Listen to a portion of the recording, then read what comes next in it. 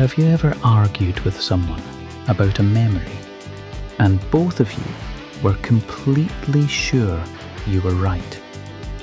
Like one person says, "Bro, you wore a red shirt that day." And the other person goes, "No, it was blue. I remember it perfectly." Meanwhile, the actual shirt was probably green, and both brains are just confidently hallucinating. That's the weird thing about memory. Your brain is less like a security camera and more like a drunk movie director trying to recreate scenes from 5 years ago.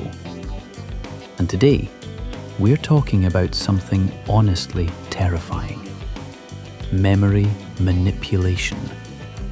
Not sci-fi mind control, not aliens with laser beams, just normal human brains getting tricked every single day.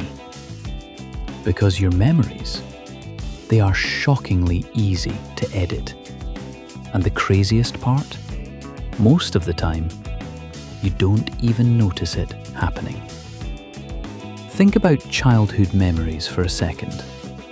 There's a good chance you remember things that were actually told to you by your parents. Maybe your mum keeps saying, "You cried so hard on your first day of school." Now suddenly you can see the scene in your head. Tiny backpack, tears, chaos. But here's the problem. You might not actually remember it at all. Your brain basically downloaded the story so many times, it became a memory. Human brains are like, "Sounds believable, installed successfully."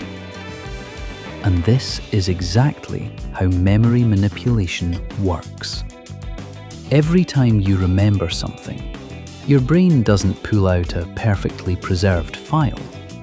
It rebuilds the memory from pieces, like emotional Lego bricks, which means every time you remember something, you can accidentally change it.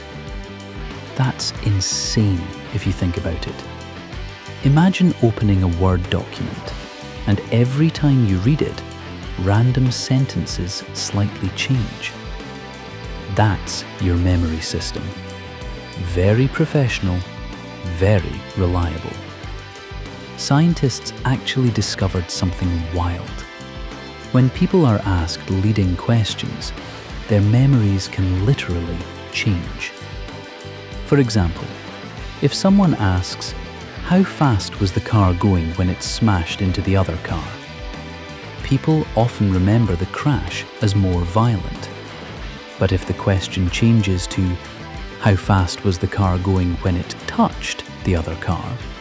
suddenly the memory becomes softer. Same event, different wording, different memory.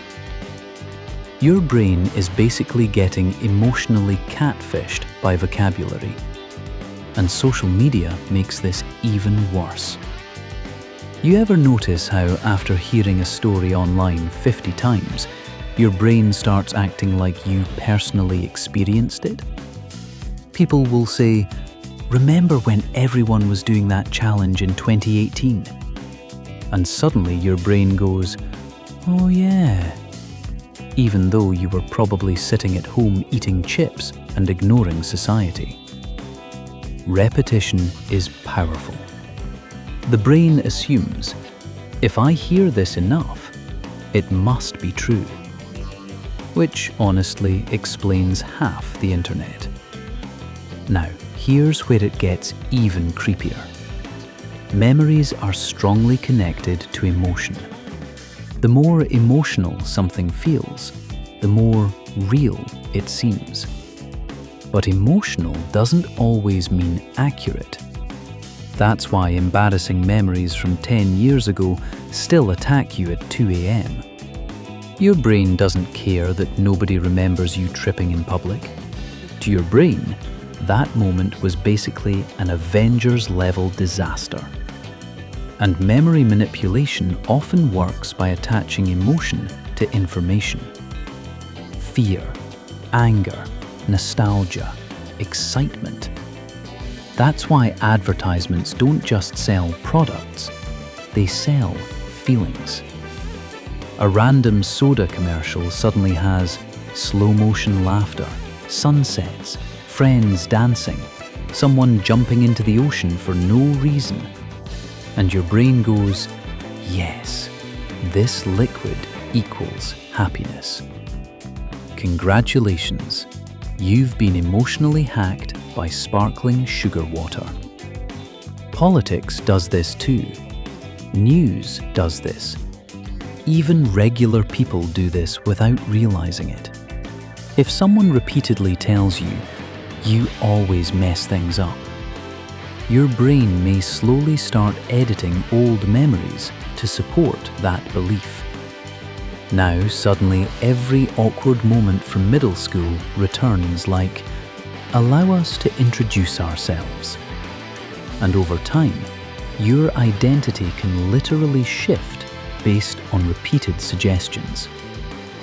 That's why manipulation is so dangerous.